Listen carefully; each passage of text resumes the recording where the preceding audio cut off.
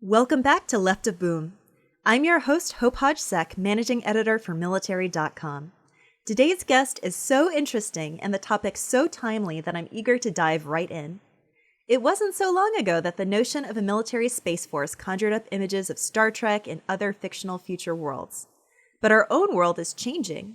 And with a lot of work behind the scenes and a very public push from President Donald Trump, U.S. Space Force became the 6th military service on December 20th, 2019, the first new military service since the creation of the U.S. Air Force 72 years prior.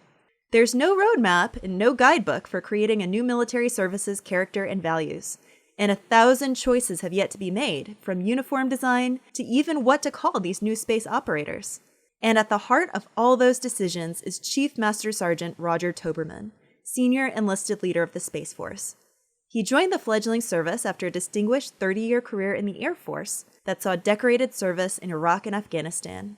And today, he's here to talk with us about the logistics of building a military service from the ground up.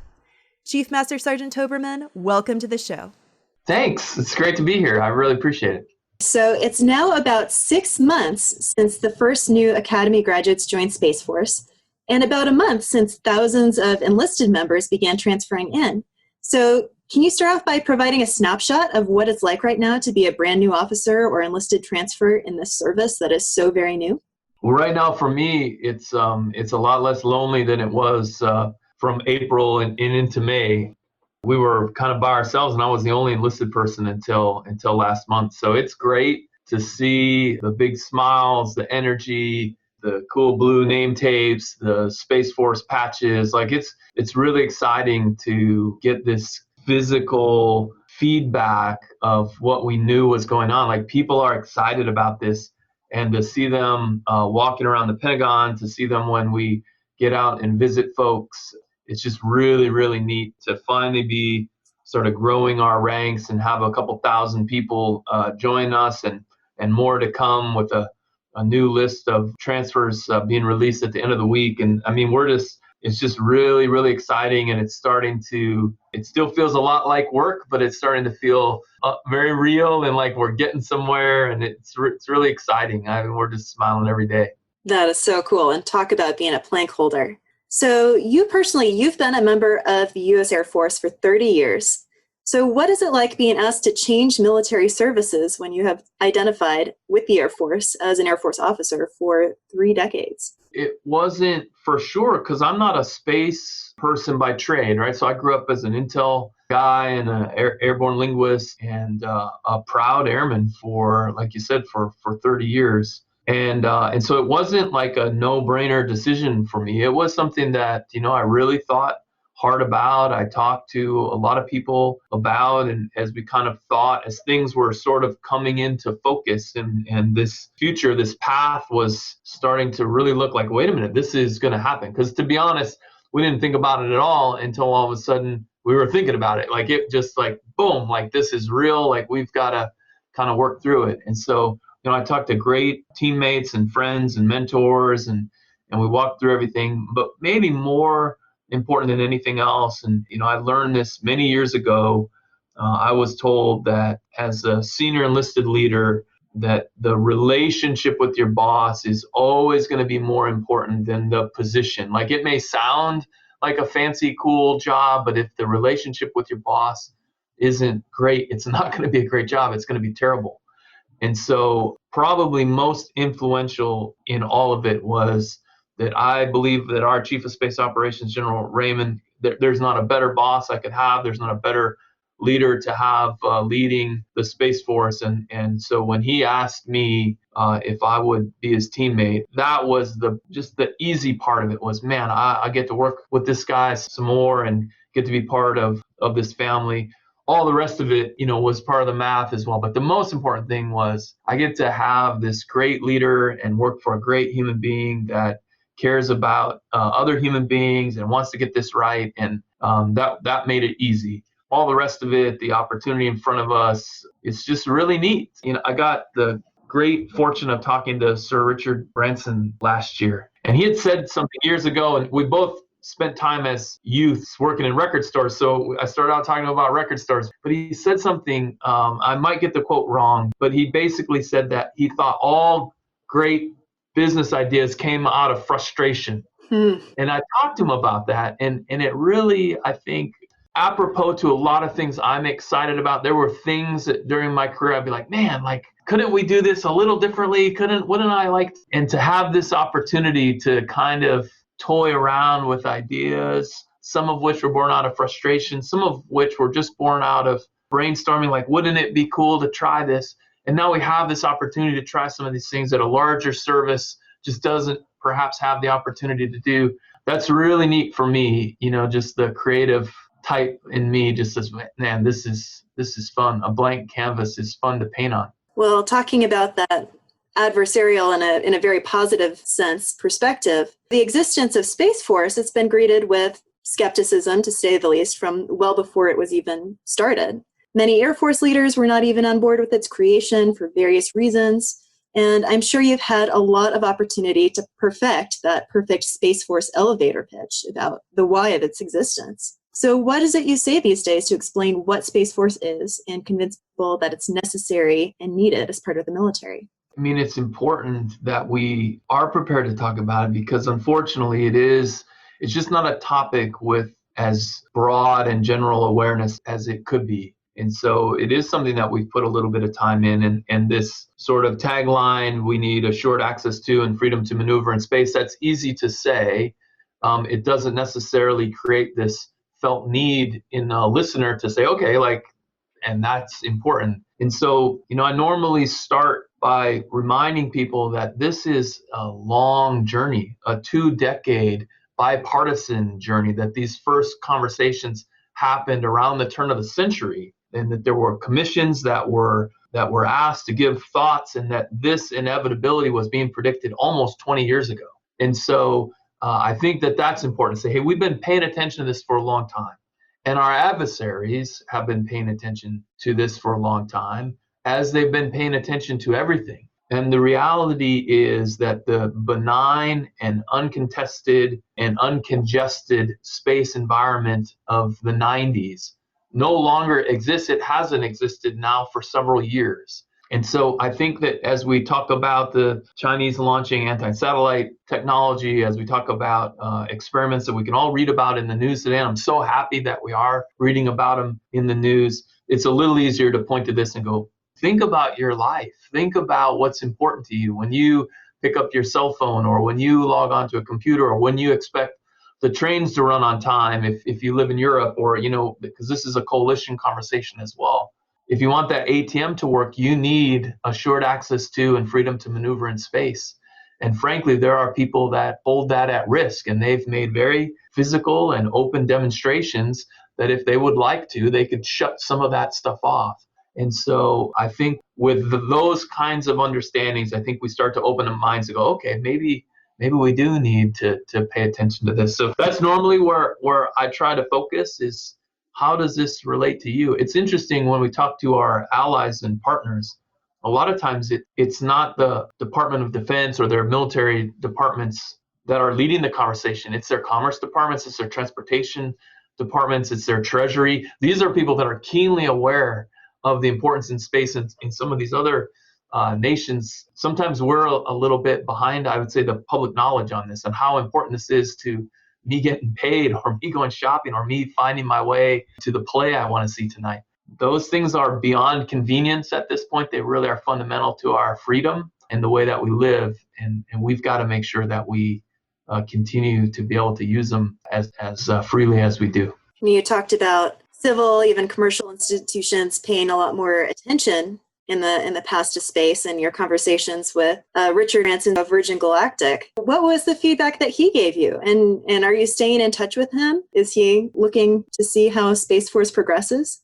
Well, I think he's watching for sure. I think everyone's watching. Our commercial partnerships are very important. Me personally, don't overplay. I had one quick conversation. I was, starstruck and got a selfie and talked to him for 15 minutes. But so I'm not keeping in touch with him. If he happens to listen, wants to give me a call, I'd be happy to answer the phone and continue our conversation. But No, I think with all our commercial partners, it really is important that we continue to be interconnected and that we're talking and that we're open about what's going on, because everybody has to pay attention to what's happening up there. And so these partnerships are incredibly important. So we've got great teammates across all the different companies, and I think we'll continue to grow those and continue to be interconnected. We had a conversation just yesterday as we're kind of working through what are our values as a service, what will they be, what do we think. In some of those conversations, this topic of connectedness and interconnectedness came up, and really that was one of the ways that we see that the way that we operate may be different than a lot of the military departments, that we, no kidding, we have to have this interoperability and interconnectedness with commercial, maybe more so than anyone ever has in history. So we're certainly lean on those relationships a lot. I'm not getting any fan mail, though, or private text from billionaires. Oh, well, what a shame. Yeah. So as senior leader of Space Force, your job includes helping to create this distinct culture, which you mentioned, trying to come up with values and a unique identity, even though at this point you're dealing with a mix of troops from other services. You've got new academy graduates and civilians, a real jumble of backgrounds. So what is your approach to this challenge? I'd love to kind of get inside one of those meetings. And what culture building resources are you drawing on? Yeah, so I think, the good news is you would be welcome in those meetings, because one of the really important parts of this whole thing is to make sure that we've got diversity of thought in every conversation. And so we did just have 2 days where we spent kind of talking about values and about culture. And we had a lieutenant that was an Air Force Academy grad. We had a captain who was a ROTC product. We had 2 stripers. We had colonels. We had civilians. We had different specialties, intel and operations and cyber. We really tried the best we could to get as many different perspectives and stakeholders as possible. And that's maybe the recurring theme through all of these conversations. I very much believe that the age where one person has answers is gone, and that now success will be found in the people that can ask questions of the many and not give answers from the one. And so we're really trying to be inclusive, to gather as much input and ideas as we can. We're trying to use different groups of people with every initiative. So the folks that got together to talk about values will be different than the folks that get together to talk about uniforms, which will be different from the ones that talked about human capital management. Because ideally, I would love in 5 or 10 years to a large portion of the force to be able to point at something and go, I was personally involved in that decision. And so we're trying to spread the wealth the best that we can. We're trying to be inclusive. One of the things we talked about is, diversity is a math problem. Inclusiveness is a leadership problem. So it's easy to get all the people in the room that look different or come from different places. We're really trying hard to go that extra step and say, no, we really want to hear from everyone that's in the room. And we need your perspective, not just what you think we want to hear. And I think we're doing pretty well. We seem to be getting good ideas that way. And it takes a little bit longer. It would be easy to just sit in a room, a couple old cats, and figure it out. But I like this process. And in many ways, this process of inclusion, this process of empowerment, I think will be more important often than the individual answers that we come up with, because it's reinforcing the real culture that we want, which is we want this innovative, empowered culture. We want people to have courage. We want people to feel connected. So I'd say in general, that's the process. And then we'll bake it from some sort of team that gets together for a few days, and we'll bake it, and then we'll present it to us like a steering group of some kind that will shape it a little bit from a strategic perspective and have a little more senior position, but really this informed action to really know what we heard and even what we didn't hear. For these last 2 days, we recorded everything, and we'll run it through a word scrape, if you will, to not just see what was put on slides, but to be able to digitally analyze the conversations. We can word cloud the conversations and say, right, what the word that they put on this slide was X, but actually in the conversations, Y and Z came up over and over again. So we're trying to be open-minded and innovative and find friends and teammates out there in industry. In the military, we had great facilitators that the Air Force lent us for a couple days on this effort that we just finished. So we're looking for help in every corner, and that's what we'll keep doing. But I think it's good. We'll give it to the steering group, and then the steering group will come up with some ideas, and then we'll put it back out then for sensing and collect more data and information and opinions, and then we'll make a decision. And at the end of the day, many of these things will come down to, okay, we're making an informed decision. We know it won't be what everyone would have picked. We're not going to get some universal, agreement on this is perfect. So instead, we'll say, what can we craft a narrative around? What can we craft an identity around? What is defensible, not in a we're being attacked with, but what can we explain well and put into doctrine, put into military education? What are we comfortable with that we can say, this is us? And maybe you would have done it a different way, but this is where we're at. This is why we're there. This is what it means to us. And if you want to be part of the Space Force, you'll buy in. That's kind of where we're at. And if I'm all over the place, I apologize, but I get really excited talking about it because it's fun to watch people get involved, and the passion that they have to get an opportunity to be part of their own future is intoxicating. And as you're talking, it strikes me that there was no way when the Navy was created in 1775 to use a word cloud to kind of generate service values and mission and what the service was going to stand for. A lot of that, as I'm thinking about it, comes from battles, experiences, feats of bravery, legends within the service that, kind of represent those core values. And I think it's true of all the services to some extent. So when you've got this much more technical career field, and you've got these people who may not be deploying as often, and certainly won't be going to new planets anytime soon, that strikes me as a challenge. Is it that much harder to kind of create an ethos when, the work of Space Force operators is potentially less visible? So I think that the less visible part is a challenge in multiple ways. And so one of those ways is, I grew up behind locked doors my whole career. So space isn't the only place where this applies. But yeah, when you can't go home and tell everybody what you did, or if they can't look up at the air show and see what you're doing, you have to find your motivation in different ways. You've got to find your path, through different things. There are some really, really cool Gucci things that we do, behind those doors. And so for the people that get to do it, that's a little bit easier. But for sure, it'll present a recruiting challenge. It presents an understanding challenge.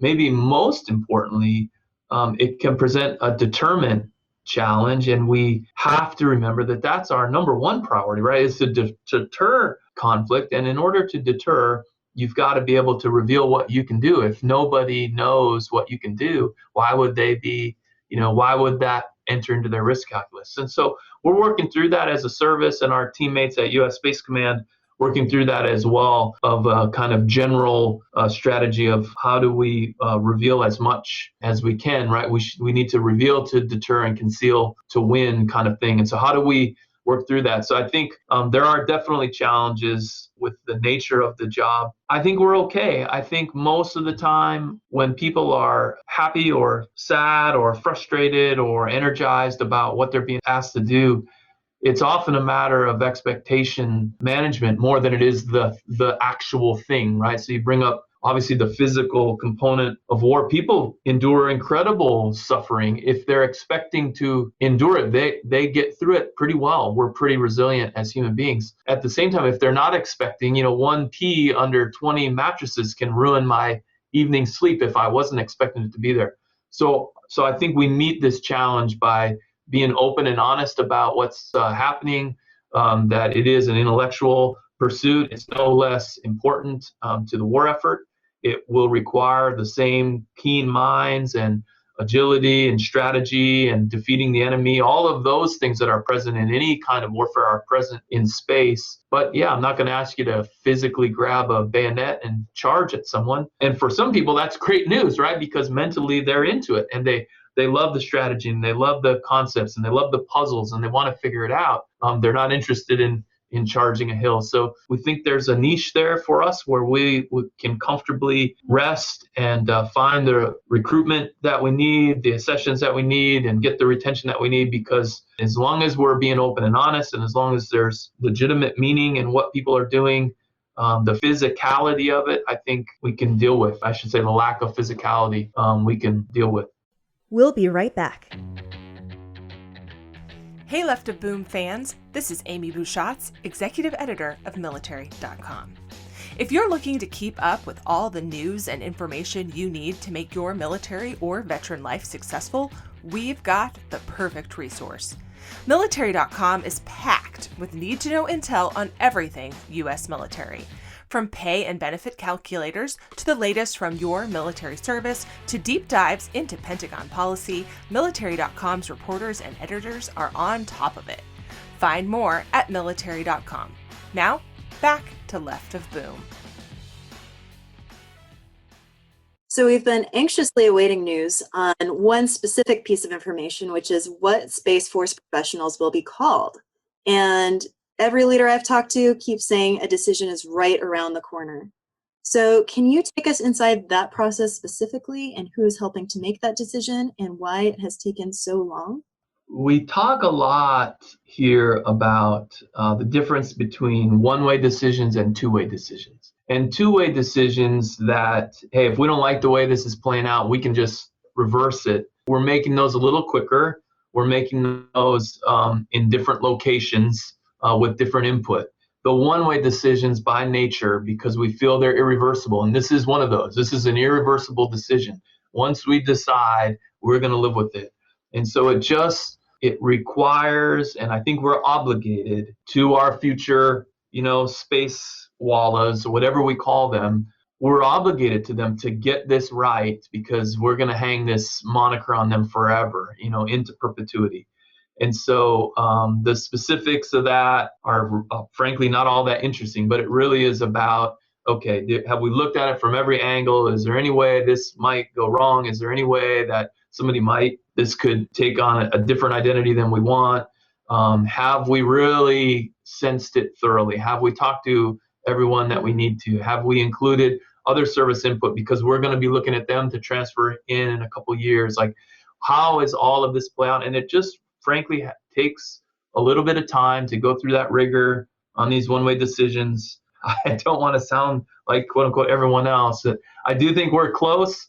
I think the CSO really, really wants to announce this soon. So I'm hoping that we will find an answer here, certainly by our birthday. But I asked two things when I talk, especially when I talk to our folks about it. I asked two things. I asked one, for their understanding and patience that this really isn't something we can get wrong. So we're really trying to be deliberate. I asked them to try to be patient with that. And then the other thing I ask them is, how important is this to you personally? And how comfortable are you with discomfort or with a lack of answers? Because maybe fundamentally that's a bigger question, right? Like, if I'm going to be in this service that wants to be agile and adaptive and innovative, and I am very uncomfortable with a lack of definitive answers, maybe I need to figure that out, inside my own head. And so I think there's two really good talking points here that I always hit on when I talk to our folks. That second one, though, is it's a fair question, right? Like, if I can't navigate this degree of uncertainty for a couple months, how am I dealing with big uncertainties and on a day-to-day, mission execution? So I'm smiling through it. I hope we get an answer, and just like everyone else. I'll be honest, it's not something that I wake up every day kind of thinking about. We've got so many things to do that there's an endless list of things that we can grab. So this one, I'm just smiling. A lot of people, in terms of crafting that unique identity, probably there's a lot of people in the civilian sphere who don't necessarily have anything to do with space, who think of Space Force as maybe an extension of NASA. And a lot of the recruiting advertising for Space Force has kind of seemed to lean into that gray area. I mean, it seems like there are astronauts featured, the motto Semper Supra, which is always above, I believe. seems to imply that Space Force professionals will go to space. And then just recently, you have the Vice Chief of Space Operations, who seemed to hint that in the distant future, there will be space operators in space. Can you speak to the strategy, the philosophy behind that messaging? And how should we think about this? Whether we will see Space Force professionals in space, how important that is, and why that kind of, it seems like you're reaching out to aspirational astronauts when advertising. I think that's a fair comment, and it's something that we are trying to be very careful about, because we want to capitalize and engender this excitement for space writ large because it's important to what we do. We certainly need kind of the same sort of STEM mindedness, if you will, but for human spaceflight and what we're doing right now today. And so there's a lot of shared space in that Venn diagram. We have to, back to my earlier comment, right? Like blown expectations are never good. And so we really have to stay on the right side of that conversation and say, because I think aspirationally, of course, I would agree with the Vice Chief. I think someday, yes, I think for sure, not anytime soon. And so no one's going to come into the Space Force and run off. Now, are we going to have some folks in the astronaut program? I hope so. I think that might be a relatively soon thing. But yeah, it won't be the rank and file aren't going to be heading into space anytime in near future. And so how do we focus on the excitement for space and everything that's there? Certainly the safety and the successful launch and return of those NASA missions are important to us, right? Especially now that once again, for the first time in many years, we're launching human beings into space from the United States, from soil in our own country. And so we're certainly part of those missions. We're excited to be teammates, and what we do to care for them is important. We don't want to cross that line and start letting people think, hey, this is how I'm going to get into NASA. That's just not what's going to happen. So it's fair feedback. I thought we were doing pretty well on where we were on that line. Maybe you think we maybe should be a little more one way or another. So I'll probably, as is my want, I'll probably go look at them all again and go, okay, wait a minute, where are we, guys? Like, did we, we talked about this. I thought we were good. Are we sure we're good? What was our measure of effectiveness? Who are we asking? Are we still good? Are we in the wrong place? That's all fair question. I don't want to have to be in a position to keep promises that I didn't think I was making, put it that way. And so I'll look at it. Thanks for calling me out. It's good. Healthy. An easier question, hopefully. So you've got the academy graduates, you've got these enlisted transfers. Obviously, at some point, you're going to have enlistees coming in. What do you foresee a future Space Force boot camp or the equivalent entry-level enlisted training being like? Yeah, so initially, and we actually start this month. In fact, next week we'll have the first full-up folks that were recruited as Space Force personnel going down to Lackland to basic training. Cool. So we're excited about that. We've made several kind of bridge adjustments. It was important that from day one, class one, the first group, I wanted them, even if they were, the vast majority of their training would be the same, they needed to know they were different. That was important to us. So they'll be wearing Space Force uniforms. They've been issued tablets. So we've issued them all tablets. We've preloaded those tablets with some learning materials and different things that they can get a head start on, hey, what is this Space Force thing all about? We're excited to offer that to them and then to follow them through. And then there's several hours, I want to say 21, 22 hours. I'd have to check my notes, but there's several hours where we will cull them from the herd, if you will, and bring them somewhere else and give them a very different experience in basic training. Then they'll go to tech school like they always have, and then from there it'll look a lot like it did yesterday. For now, that's what we're going to do for now. Long term, we're encouraging every kind of idea. So we may move away from that model. There's pros and cons to that. We might go where we do everyone at one center of excellence, and you come in and do basic training and technical training is in one place, in one flow. It might be the same instructors that follow you through the whole thing. That might be what we do. We might continue to leverage the Air Force basic training. We might tweak the course more. We might tweak it less. that's one of the things with these tablets is we're asking them for feedback. So we hope that in a fast way, in a very agile way, that we can respond to feedback and change it. I don't see any reason to wait for a triennial review and then, decide what we're going to change. I want to be able to change things, course to course, month to month, as fast as we can change it. Let's change it. If we get feedback that something isn't working or something's really working. And so I think a lot of the near-term changes will be more of those types. They'll be more in the way that we approach it and not necessarily the actual kind of the syllabus will still look very similar, if you will. But I think long-term, we'll do something probably quite a bit different. There are definite challenges though, and there's some benefit right now to being tucked up into the Air Force infrastructure. There's certainly infrastructure advantages there, but there's also some, as everything's connected to everything else, and talent management is never about an individual piece. It's about this ecosystem. So if we change recruiting, how does that affect basic training? If I change basic training, how might that affect retention 4 years later? We're trying to have all those conversations holistically. So one of the challenges, it would be really easy to say, hey, we don't need to do this. We can move all this to another base and we'll do basic training here.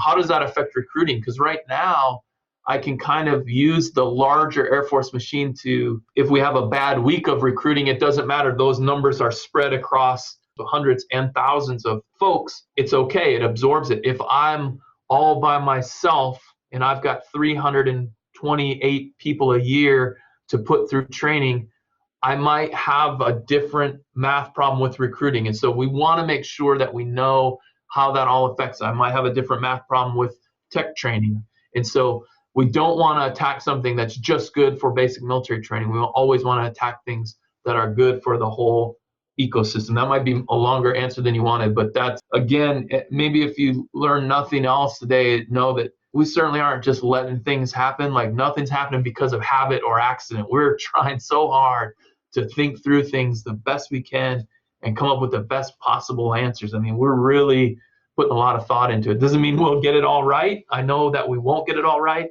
but every day we try hard to not have any blind spots. What an amazing formative place to be at in history. And about how many recruits were part of that first class that just headed to Lackland? So I think there's 7. They go next week. I think they're shipping out of 2 different MEPs. Next week, I think Tuesday. And so they'll start and they'll graduate, I think the first week of December. So I hope to be there to give them at least a virtual high five. COVID gets a vote, but hope to be there and thank them as they graduate and get a Space Force coin instead of an airman's coin that we hand to all the airmen, but they'll get their own salute at the end. And we're really excited for them. So this first small batch and then see what happens, learn, iterate again and see. We'll just keep going. Well, I've got one more sort of future-facing question. Actually, it's my second to last. And I know we're on the unclass side here, so I appreciate you answering however you're able and whatever is appropriate. I was curious if you could kind of paint a picture. You talk about space being the sort of militarized domain that we no longer have sort of a monopoly over in any sense. If an act of war was initiated in space, can you give an idea of what the military response might look like for Space Force or how to even think about that? So if, for example, a hostile country destroyed a US satellite, how would Space Force be postured to act in response? And what would that look like? So I think the range of options in space are similar to the range of options we have everywhere else. So there are non-kinetic reversible effects on one end of that spectrum, and there are irreversible kinetic effects on the other end of that spectrum. What we can all be fairly confident of is that a kinetic, irreversible effect in space is a bad day for everyone. It's just not something anybody wants. Are we prepared to go? We'll be prepared to do what we need to ensure unfettered access to and freedom to maneuver in space. But along that spectrum, like every other domain, we'll always try to stay as far to the left of it as we can. And we are ready across that entire spectrum to do what we need to win. And so, as you pointed out, on this conversation, I think that's probably enough. But it's something that we're thinking about all the time. We've got really the best folks in the world putting brain power against this. There is no doubt that we are today the best in space and will continue to be that. And this standing up of the Space Force is really the final piece, I think, to ensure as a nation that we do stay the best in space. So we're excited to be a part of it. And like I think all good warriors, we hope that we never, right? We hope it never comes to it. And it's our job to be ready when it does and to work on our deterrent strategy so that hopefully we all live in peace forever. That's what every good warrior wants, I hope. That's what I want. And finally, I would love, this is a personal question, what is your favorite piece of space-related fiction, whether it be book, TV show, or movie? Man, so favorite. I mean, I grew up a child of the 70s. It was hard to, I remember standing in line when Empire Strikes Back came out, right? And we were standing in line at the theater, and I remember what a big deal it was. I also remember when we still only had 3 channels on TV, and those old Star Trek reruns would play every afternoon, and we'd watch them after school. Lately, though, when I've had a couple spare moments, and they kind of come in spurts, but I've been watching a little bit of this Expanse series. I don't know if you've seen it, but I actually find it very interesting. Most of the folks smarter than me tell me that the science is pretty good, and that's always what they're worried about, right? They're okay with fiction. They just want the science to be kind of accurate. So that's maybe my favorite at the moment, as I've kind of been watching this and hoping that the heroes all win. That's kind of the softy in me, maybe. But no spoilers. I haven't seen enough of it yet, but I think I'm in season 3, so I'm working through it. Well, that's great. I'm absolutely going to check that out on your recommendation.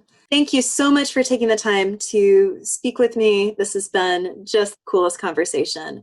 No, thank you. I can't say how much of an honor it is to have anybody want to talk to me. Most importantly, though, to have people want to talk about space and help us kind of tell this story. It's so important, and it's such a cool thing to be a part of. And so thank you for the part you play. Thanks for being a part of our story. And yeah, we'll do it again. Maybe come back and check in a little while, and we'll do it again if you want. I'd love to. Thanks so much.